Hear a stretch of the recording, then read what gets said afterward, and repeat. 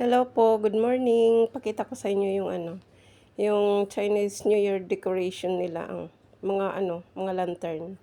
Alam nyo guys, linampasan ko muna to. Pumunta muna ako doon sa isang mall na malaki. Doon muna ako nag-video. Tapos sabi ko, pag gabi na, babalikan ko na lang to.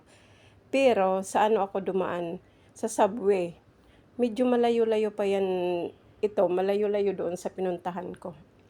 Hindi ko inisip na minsan nakakatakot pala dumaan sa subway, lalo pat wala kang kasama.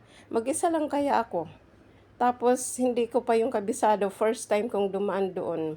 Hindi pa ako gumamit ng Google. Pero nakarating din ako dito.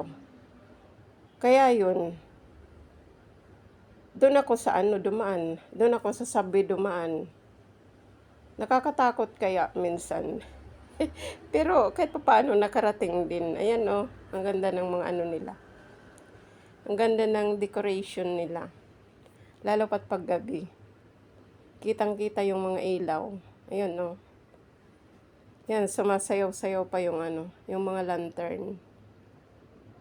Wala kasi akong kasama niyan eh. Gabi na kasi yan eh. Nakatulog ako nung hapon, nagising ako mga past 4 na yata yun. Kaya sabi ko, labas kaya ako para mamasyal. Kahit papano may marating din. Kaya yan, nakarating ako dito, tapos doon sa isang mall, tapos doon sa sa gilid ng ng dagat. Alas 8 na ako bumalik dito sa bahay, umuwi. Kaya yun. Thank you guys sa panonood. God bless. Bye-bye. Thank you, thank you. Ganda talaga